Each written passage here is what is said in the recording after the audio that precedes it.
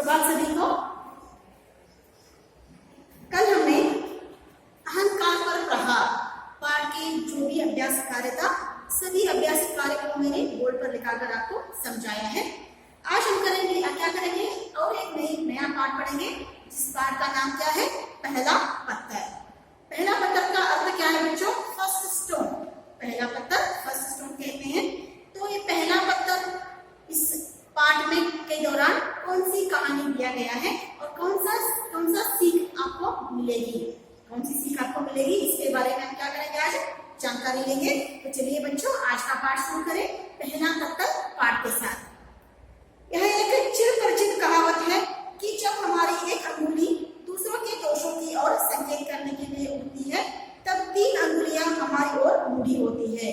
तो आपको पता रहता है बच्चों, पता है कि अगर हम ऐसे उंगली दिखाते हैं किसी के ऊपर, किसी पर दिखाते हैं, तो 3 उंगलियां, ये तीनों उंगलियां हम क्या करते हैं, हमारी तरफ मुड़ी रहती है। तो इसका अर्थ क्या है? जिसके बारे में हम दोष बता रहे हैं, जिसका दोष हम उसको दिखा रहे हैं, वो भी क्या कर रहे हैं, तीनों उंगलियां हमारे अंदर भी कुछ दोष है, ऐसे वो क्या करे, एहसास दिला रहे हैं, महसूस दिला रहे हैं। तो देखिए यहाँ पर ऐसे ही, तो ये यह एक चिरपरिचित कहावत है। तो चिरपरिचित एक कहावत है, जब हमारी एक अंगुली का मतलब फिंगर्स दूसरे की दोषों की ओर संकेत करने के लिए होती है, तब तीनों अंगुलियां हमारी ओर मुड़ी होती है। तो समझ में आ गया बच्चों? जब भी हम किसी के सामने ठहरकर क्या करते हैं, तुम दोषी हो, तुमने ऐसा अपराध किया है, ऐसे आप बुरा काम किया है, अगर ऐसे उंगली दिखाकर क्या करते हैं, अपने उसके दोषों के बारे में बताते हैं, तो दिखाते वक्त तीनों उंगलियां क्या रहते हैं ना, तीनों उंगलियां हमारी तरफ मुड़ी रहती है। इसका मतलब है हम भी सभी यहाँ पर दोषी है, कोई भी ऐसा दोषी न किए हुआ आदमी आपको नहीं मिल सकता। तब तीनों उंगलियां हमारी ओर मुड़ी होती है। कहा जाता है कि यदि हम किसी का एक दोष बता रहे हैं, तो 3 हमारे अंदर है, जिन दोषों को हम समझ नहीं रहे हैं। सरिया कहा जाता है कि यदि हम किसी का एक दोष बता रहे हैं, अगर कहा जाता है किसी का हम एक दोष को बता रहे हैं, तो उस दोषों से हटकर हमारे अंदर भी 3 दोष मिलेंगे आपको। वास्तव में जिस क्षण हम स्वयं को दूसरों से अच्छा समझते हैं, वास्तव में क्या है, देखिए जिस क्षण हम स्वयं को क्या करते हैं, दूसरों से अच्छे समझते हैं, नहीं वो क्या है, इसलिए मैं बेहतर हूँ, मैं अच्छा हूँ, ऐसे हम सोचते हैं। लेकिन अपने अंदर जो भी दोष है, जो भी हम गलतियां करते हैं, उसको हम क्या करें, गिनते नहीं हैं, हम उसकी तरफ ध्यान नहीं देते हम। उसी क्षण हमारी विचार शक्ति तथा व्यक्तित्व की विशेषता समाप्त हो जाती है। जब हमें पता चलता है कि हम में भी दोष है, तब क्या है, हमारी सोचने की विचार शक्ति कम हो जाती है, क्योंकि हमेशा क्या करते हैं, अपने बारे में न सोचते हुए दूसरों के बारे में सोचते हैं, दूसरे के जो भी दोष है उसके बारे में हम क्या करते हैं, उनको दोषों को पहचानने के लिए खड़े रहते हैं। तो यही बताने के लिए यहाँ पर आपको कहानी दिया गया है। इसी वास्तविकता को प्रभु यीशु ने अपने पास आने वाले कुछ लोगों को बहुत ही सरल ढंग से समझाना चाहा। इसी वास्तविकता मतलब रियलिटी को समझाने के लिए देखिए प्रभु यीशु का मतलब जो यीशु क्रिस्त है, तो प्रभु यीशु बोलते हैं। यीशु ने क्या किया, उसके पास आने वाले लोगों को यही समझाने के लिए उन्होंने प्रयास किया, कोशिश किया। एक बार कुछ लोग एक स्त्री को घसीटते हुए यीशु मसीह के सामने ले जाकर बोले, इसने पाप किया है, इसे दंड दिया जाए। देखिए एक बार क्या हुआ, कुछ लोगों ने क्या किया, एक स्त्री को घसीटते हुए, घसीटना मतलब धक्का देते बदकुश करते हुए यीशु जो भगवान है उनके सामने लाकर खड़ा कर दिया, और वो बोलने लगा था, इसने पाप किया है। जो भी उस एक स्त्री को घसीटते हुए लेकर आए थे, उस स्त्री के बारे में क्या बोल रहे, इस स्त्री ने पाप किया है, इस महिला ने पाप किया है, इसे दंड का मतलब पनिशमेंट अवश्य मिलना चाहिए, ऐसे बार बार बोल रहे हैं। उन लोगों के दुर्व्यवहार से वह स्त्री बहुत घबराई गई थी। देखिए कोई भी स्त्री अगर अकेली है, तो उसके सामने उसको कोई बहुत सारे व्यक्ति उसको दोषी कह रहे हैं, तो उसको तो बुरा व्यवहार ही है ना,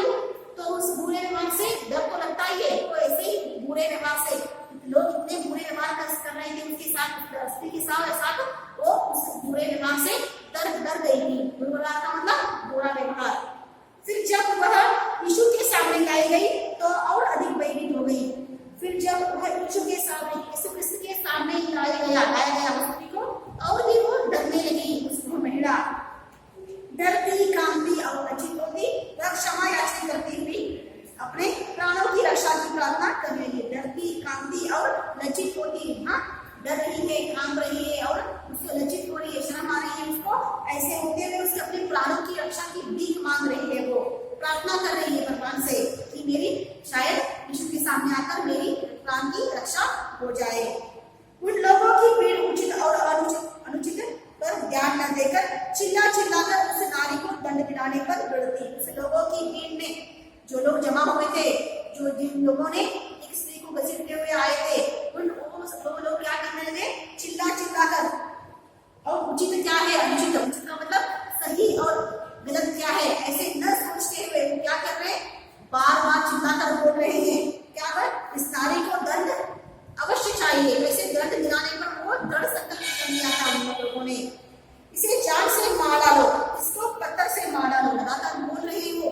क्या बोल रहे हैं, इस औरत को क्या करो, दंड दो, पनिशमेंट दो और उसे जान से मार डालो। ऐसे वो क्या करें, लगातार चिल्लाकर सबको यीशु के सामने बोल रहे हैं। इसे जान प्रभु यीशु ने इस भीड़ की बात सुनकर उन उत्तेजित लोगों के विषय में सोचा और फिर कहा, मैं आप लोगों की भावना ठीक प्रकार से समझ रहा हूँ। इस नारी को अपने अपराध का दंड अवश्य मिलना चाहिए। प्रभु यीशु ने इस भीड़ की बात सुनकर वो उत्तेजित लोगों को देखकर, बहुत उत्तेजित हो गए थे लोग, ऐसे उत्तेजित हो गए कि उस औरत को मार डाले। ऐसे उत्तेजित भावना से सभी आगे बढ़ रहे हैं। और उन्होंने उसके उत्तेजित लोगों को देखकर फिर यीशु ने कहा, मैं आप लोगों की भावना ठीक प्रकार से समझ रहा हूँ। जो भी आपके फीलिंग्स हैं, जो भी आपकी भावनाएं हैं, उस भावनाओं को मैं समझ रहा हूँ। ऐसे यीशु ने लोगों से कहा, इस नारी को अपने अपराध का दंड अवश्य मिलना चाहिए। तो यीशु भी कह रहे हैं कि इस नारी ने गलत काम किया है, तो इस गलत काम के लिए दंड अवश्य मिलेगा, पनिशमेंट अवश्य मिलेगा, ऐसे वो कह रहे हैं। यदि अपराधियों को उनके अपराधों का दंड नहीं मिलेगा तो इससे समाज में अपराध बढ़ते जाएंगे। यदि अपराधियों को अगर गलत जो काम, अपराधी किसे कहते हैं, जो गलत काम करते हैं उसे अपराधी कहते हैं। उसके यीशु भगवान ऐसे कह रहे हैं कि अगर अपराधियों को दंड अवश्य मिलेगा, अगर अपराधियों को हम दंड नहीं देंगे, उनको छोड़ देंगे तो क्या होगा, देखिए समाज में अपराध बढ़ते जाएंगे, इसलिए हम क्या करेंगे, इसको दंड अवश्य देंगे। इस कारण लोगों का धर्म कर्म के विश्वास बनाए रखने के लिए दंड विधान नितांत आवश्यक हो। तो धर्म कर्म के अगर अपराधी को अपराध का दंड नहीं मिलेगा, अपराध करने के दंड नहीं मिलेगा, तो धर्म कर्म क्या हो जाएंगे, वो सभी नाश हो जाएंगे, सभी उनका फायदा नहीं है, कुछ भी हो क्या है, उनका फायदा नहीं है, ऐसे बोल रहे। तो इसलिए इस औरत को दंड अवश्य मिलेगा। प्रभु यीशु का यह निर्णय सुनकर उस अपराधी के तो मानव प्राण ही सूखे। प्रभु यीशु का देखिए, उससे पहले उस स्त्री ने क्या सोचा था, उस स्त्री ने सोचा था शायद यीशु के सामने आकर अगर मेरे अपराध को उनके सामने बताएंगे, ये लोग मिलकर बताएंगे, तो शायद वो, अगर मैं प्रार्थना करूंगी, उनसे मांगूंगी, माफी मांगूंगी, शायद वो मुझे क्या करेंगे, प्राण दान देंगे, मुझे छोड़ देंगे। लेकिन प्रभु यीशु ने क्या किया, दंड अवश्य देने की बात कही। तब वो और भी डरने लगी, कौन, स्त्री। प्रभु यीशु का यह निर्णय सुनकर उस अपराधी के तो प्राण ही सूखे, उसका प्राण सूख रहा है उसका। तो प्रभु यीशु की शरण में आने पर उस स्त्री को आशा थी कि संभव है उसके प्राण बच जाएंगे। प्रभु यीशु की शरण में आकर अगर माफी मांगने पर, प्रार्थना करने पर शायद वो बच जाएगी, उसका प्राण बच जाएंगे, उसको छोड़ेंगे, ऐसे उनकी आशा थी। लेकिन क्या हुआ यहाँ पर, परंतु प्रभु यीशु ने भी दंड देने का निर्णय कर लिया था। प्रभु यीशु ने भी यह निर्णय का मतलब डिसीजन लिया कि उसको दंड अवश्य मिलेगा। अब तो उसे कोई भी नहीं बचा सकता था, अतः वह निराश होकर आने वाले संकट से भयभीत होकर वही भीड़ के सामने बैठी रही। अब तो उसे कोई भी बचा नहीं सकता था, क्योंकि सब लोग, भीड़ के लोग उसको मारने के लिए उत्तेजित होकर खड़े हैं। और ऊपर से क्या हुआ, प्रभु यीशु ने भी क्या कहा, दंड तो अवश्य मिलेगा, ऐसे उन्होंने निर्णय सुना दिया। अब कोई भी बचा नहीं सकता इस औरत को, अतः वह निराश होकर आने वाले संकट से भयभीत होकर वही भीड़ के सामने बैठी है। तो निराश हो गई हो, उसने आशा रखा था शायद प्रभु यीशु के सामने मुझे क्या हो जाएगा, दंड नहीं मिलेगा, मुझे प्राण का क्या, मुझे दान मिलेगा, ऐसे उसे समझा था, प्राण का मुझे दान मिलेगा और मैं बच जाऊंगी और मुझे माफ करेंगे। लेकिन उन्होंने निर्णय दंड मिलेगा इस औरत को। तो और भी भयभीत होकर क्या कर लिए, एक और वहां पर बैठी रही चिंता के साथ, चिंता करते हुए। उधर पीड़ नारी को दंड देने की बात सुनकर आनंद से फिर चिल्लाने लगे। तो जब प्रभु यीशु ने सुना है कि इस औरत को दंड अवश्य मिलेगा, ऐसी बातें सुनकर भीड़ के लोग इतने खुश हो गए कि वो खुशी से चिल्लाकर पागल होने लगे। शीघ्र दंड दो, शीघ्र दंड दो इस पापी को। क्या कहने लगे वो? शीघ्र, शीघ्र का मतलब जल्दी, जल्दी दंड दो। दंड का मतलब पनिशमेंट, जल्दी पनिशमेंट दो इस औरत को, इसने पाप किया है, ये पापी है। प्रभु यीशु ने भीड़ को शांत करते हुए कहा, प्रियो, मैंने निर्णय किया है कि इस नारी को पत्थर मार मार कर मार डाला जाए। तो देखिए यहाँ पर प्रभु यीशु ने भीड़ को शांत कराते हुए, जो वो चिल्ला रहे हैं, तो भीड़ को शांत कराते हुए कह रहे हैं कि प्रियो, मैं निर्णय किया है कि इस नारी को पत्थर मार मार कर मार डाला जाए। हाँ, मैंने डिसीजन लिया है, लेकिन कैसे? इससे औरत को पत्थर से मार मार कर मार डाला चाहिए। हाँ, ऐसे उन्होंने निर्णय लिया। इस बात को सुनते ही भीड़ खुशी से पागल हो गई। पहले ही चिल्ला रहे थे, भीड़ के लोग चिल्ला रहे थे, खुश हो गए थे प्रभु यीशु की निर्णय को सुनकर। अभी उन्होंने कहा कि इस औरत को पत्थर से मार मार कर मार डालेंगे, तब और भी खुश हो गई है भीड़, खुशी से पागल हो गए। प्रत्येक व्यक्ति ने बड़े बड़े पत्थर हाथों में ले लिया। देखिए, तो ऐसे निर्णय सुनाने पर जहाँ पर भीड़ जमा थी, सभी भीड़ के लोगों ने क्या किया, अपने हाथों में एक बड़े बड़े पत्थर लेकर उसको मारने के लिए तैयार हो गए।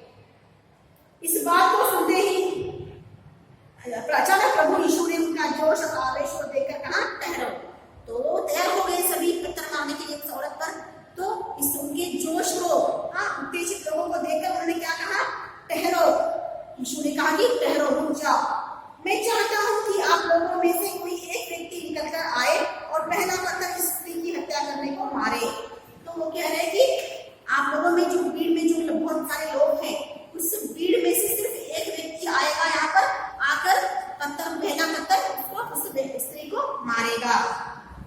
मैं निर्णय लिया है कि इस अपराधी को पहला पत्थर वही व्यक्ति मारने का अधिकारी है जिसने अपने जीवन में कभी कोई पाप न किया हो। मैं निर्णय लिया है, मैंने डिसीजन लिया है कि इस अपराधी को पहला पत्थर वही व्यक्ति मारने का अधिकारी है जिसने अपने जीवन में कभी कोई पाप न किया हो।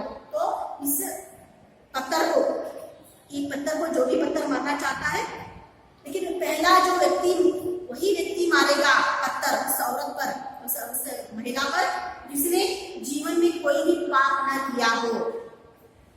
मैंने निर्णय लिया है कि इस अपराधी को पहला पत्थर वही व्यक्ति मारने का अधिकारी है जिसने अपने जीवन में कभी कोई पाप न किया हो। वही अधिकारी होगा, सच्चा अधिकारी वही होगा जिसने कभी जीवन में पाप न किया हो।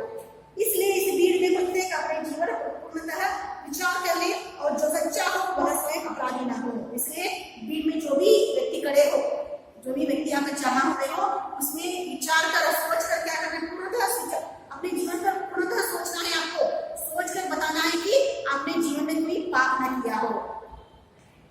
और जो सच्चा है, जिन्होंने पाप नहीं किया है, वही आगे आ जाए।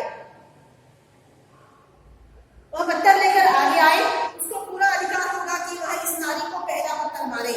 वह पूरा अधिकारी होगा जो इस नारी को पहला पत्थर मारे। तत्पश्चात आप में से प्रत्येक जो निष्पापी हो, इस स्त्री पर बारी बारी से पत्थर मारकर इसकी हत्या कर सकता है। तत्पश्चात बाद में पहला क्या करेगा, कोई व्यक्ति कोई किसी ने पाप न किया हो जीवन में, ऐसा व्यक्ति आगे आकर उस औरत को पहला पत्थर मारेगा। और बाद में, तत्पश्चात इसका मतलब है बाद में जिन्होंने कोई भी इस भीड़ में पाप नहीं किया हो, बारी बारी से आकर, नंबर में से आकर क्या कर सकते हो, उस औरत को पत्थर मार कर जा सकते हो। ऐसे उन्होंने निर्णय सुनाया। परंतु याद रहे कि ईश्वर सबके पाप को देखता रहता है। यदि कोई भी व्यक्ति चल करके इस अपराधी पर वार करेगा तो ईश्वर उसे कठोर दंड देगा। परंतु याद रहे कि ईश्वर सबके पाप को देखता रहता है। लेकिन याद में रखना है सबको, ईश्वर सबके पाप को देखता रहता है। यदि कोई भी व्यक्ति चल करके इस अपराधी पर वार करेगा, और कोई भी चल मतलब झूठ बोलकर, मैंने कोई पाप नहीं किया है ऐसा बोलकर अगर आप आकर पत्थर मारोगे तो भगवान सभी देखता रहता है, और आपने पाप किया है तो क्या करेगा, आपको भी दंड मिलेगा। ऐसे उन्होंने निर्णय सुनाया। तो ईश्वर उसे कठोर दंड देगा।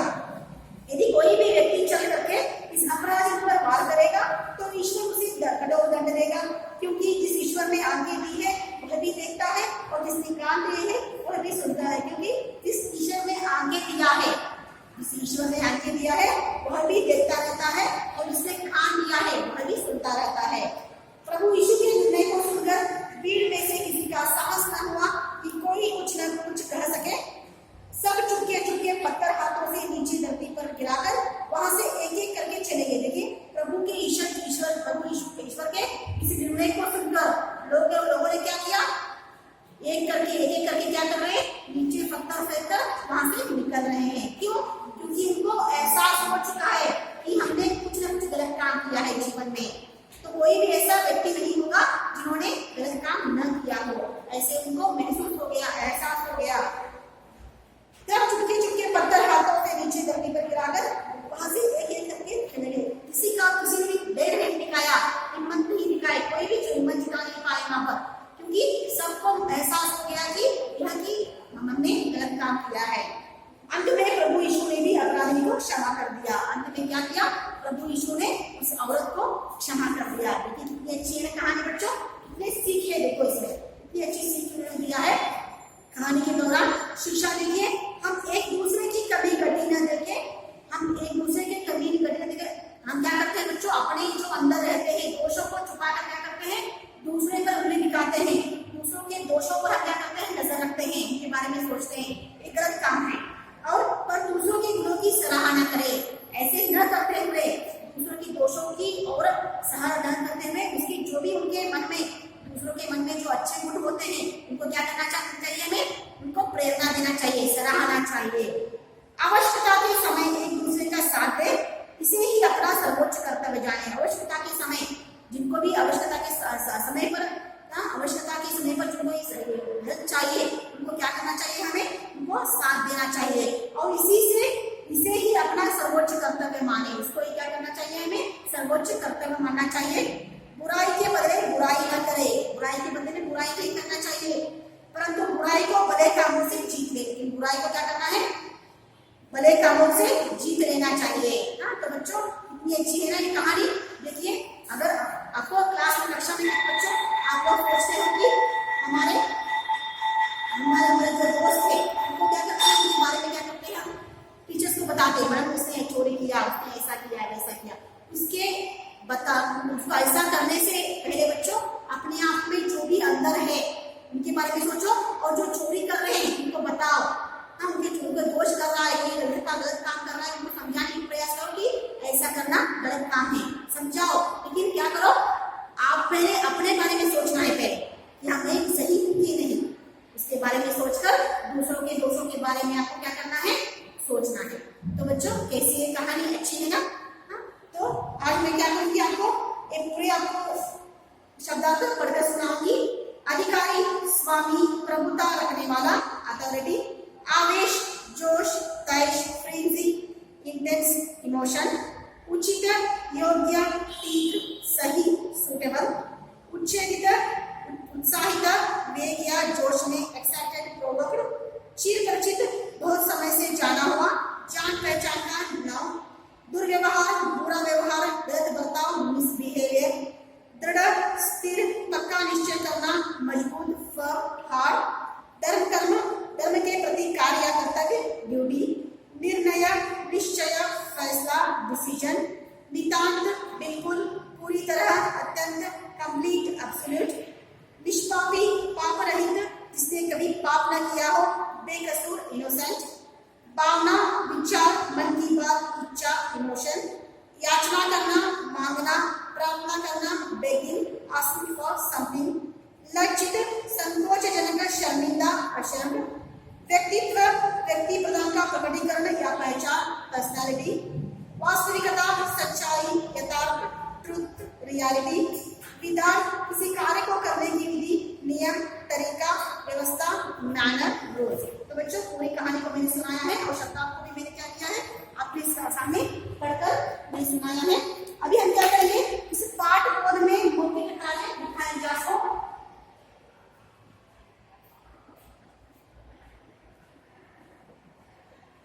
पाठ बोध में देखिए प्रश्न संख्या 1,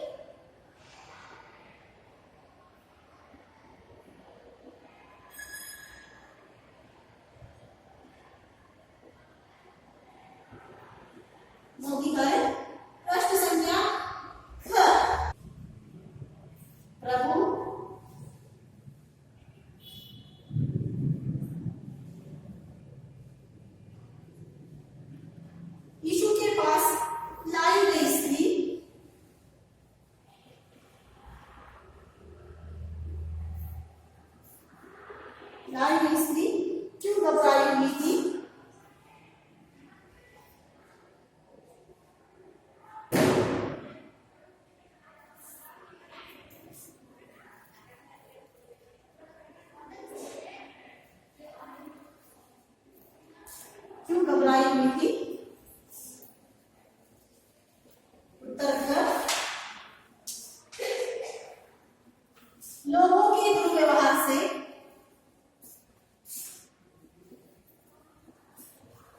लोगों के दुर्व्यवहार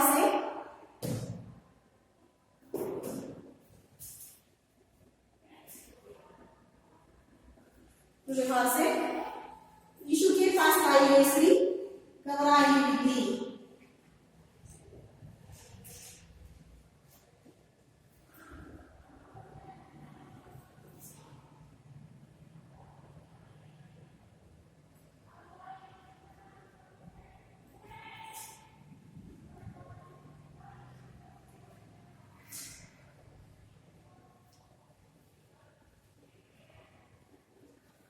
घबराई हुई थी।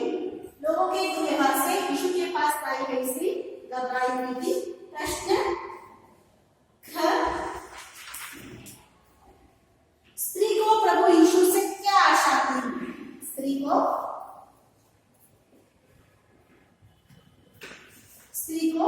प्रभु यीशु के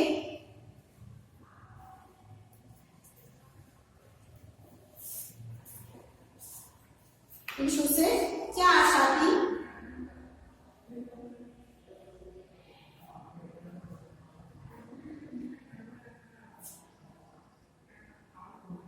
स्त्री को प्रभु यीशु से क्या आशा थी?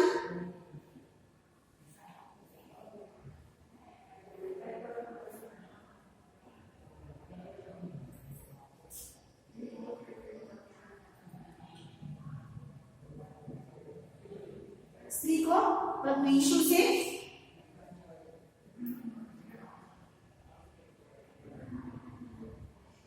यह आशा थी कि उसके प्राण बच जाएंगे।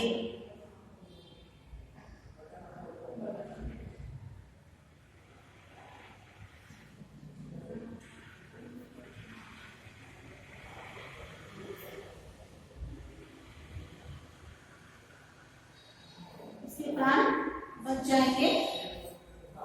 प्रश्न घ।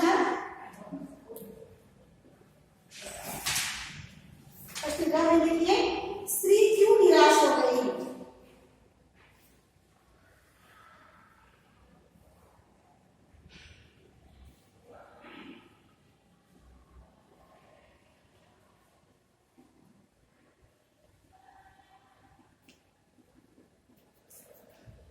स्त्री क्यों निराश हो गई? उत्तर घ। स्त्री इसलिए निराश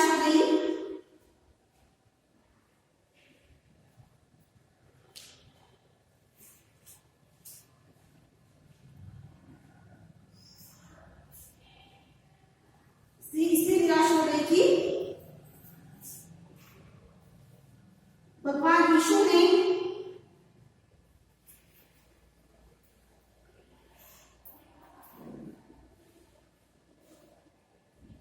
उसे दंड देने का निर्णय लिया था।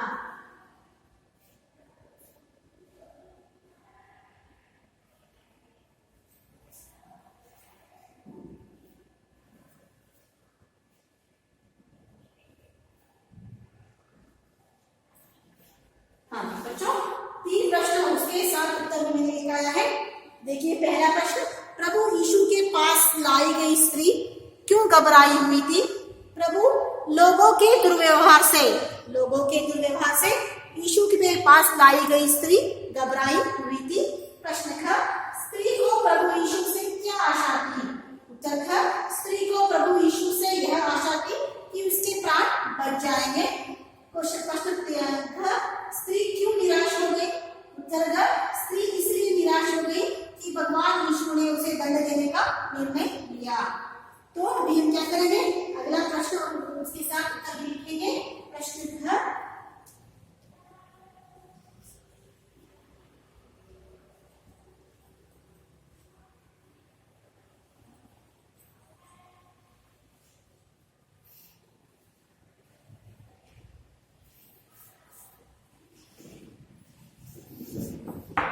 प्रश्न घ,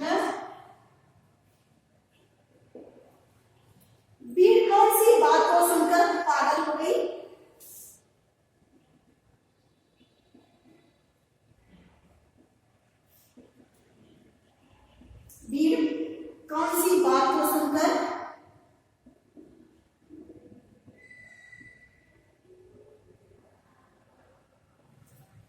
पागल हो गई,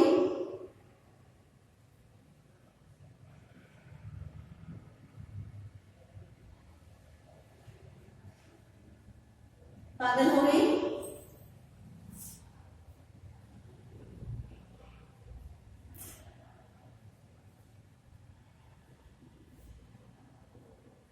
भीड़,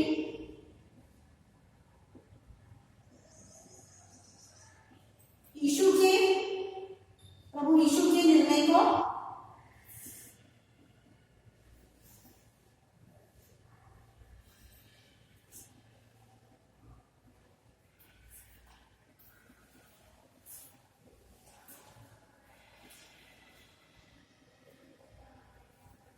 निर्णय को सुनकर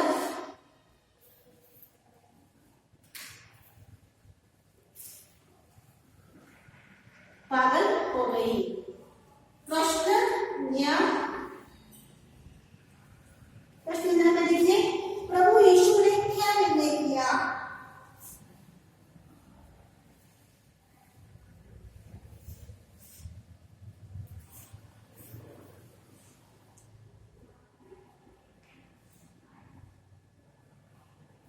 प्रभु यीशु ने क्या निर्णय किया।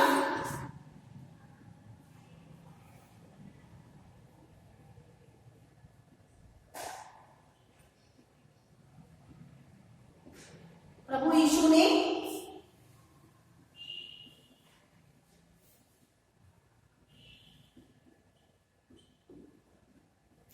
यह निर्णय किया कि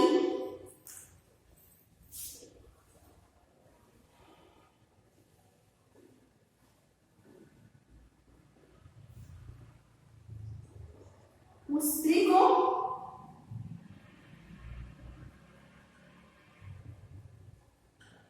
वही व्यक्ति पहला पत्थर मार सकता है, पहला पत्थर मारने का अधिकारी है।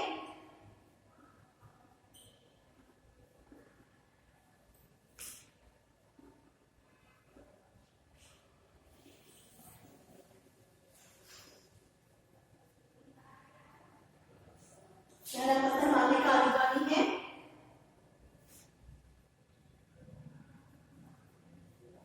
इसने कभी भी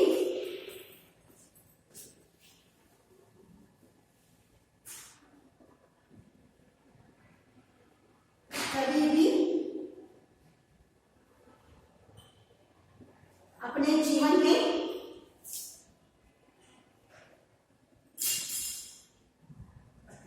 कोई पाप न किया हो।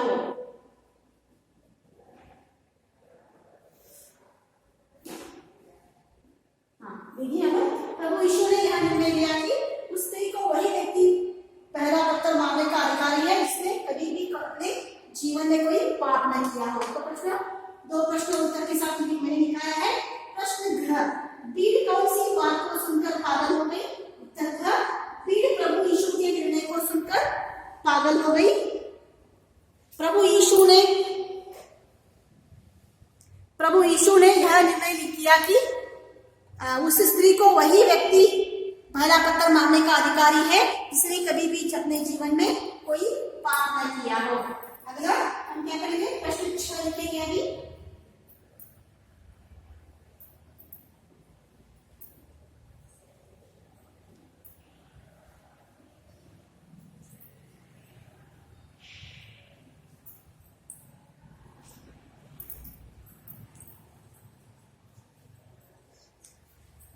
प्रश्न 6,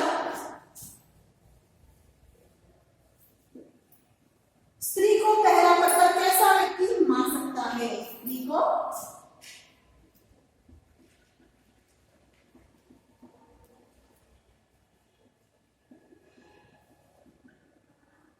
स्त्री को पहला पत्थर कैसा व्यक्ति मार सकता है।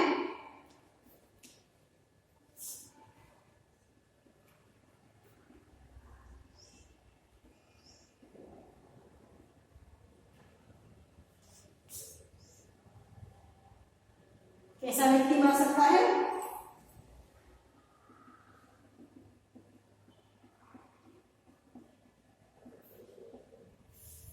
स्त्री को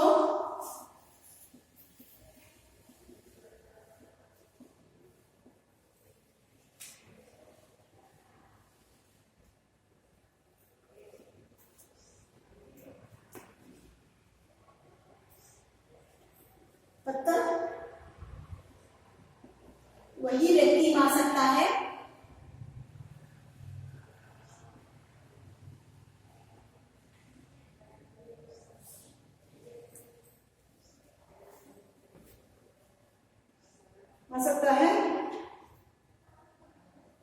जिसने कभी जीवन में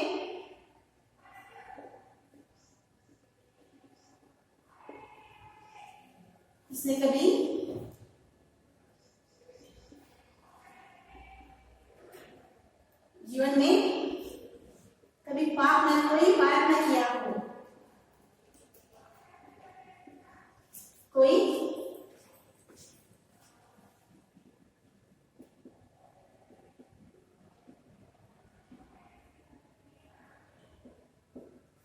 स्त्री को पहला पत्र कैसा व्यक्ति मान सकता है? स्त्री को पहला पत्र वही व्यक्ति मान सकता है जिसने कभी जीवन में कोई पाप न किया हो।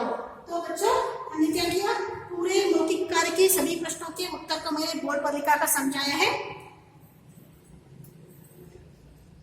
अभी हम क्या करेंगे, आपको गृह कार्य देंगे।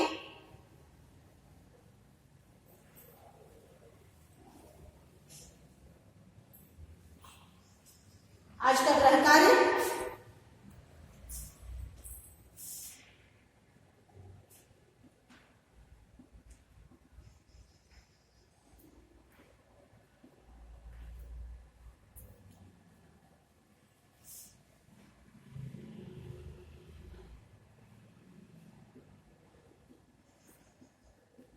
पहला पत्र पाठ के मौखिक कार्य को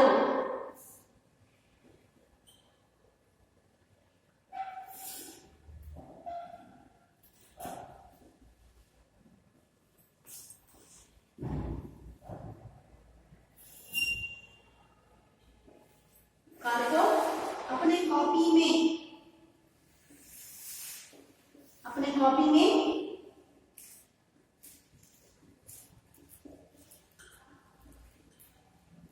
एक बार लिखिए,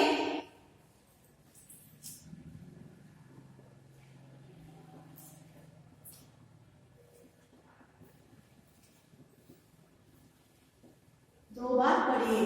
पहला पत्र पाठ के मौखिक कार्य को अपनी कॉपी में एक बार लिखिए और दो बार पढ़िए। तो बच्चों, आज मैंने पूरे पहला पत्र की कहानी को आपको सुनाया, इसके साथ मैंने शब्दार्थ को भी आपको पढ़कर सुनाया है और मौखिक कार्य के सभी प्रश्नोत्तर को बोर्ड पर लिखाकर समझाया है।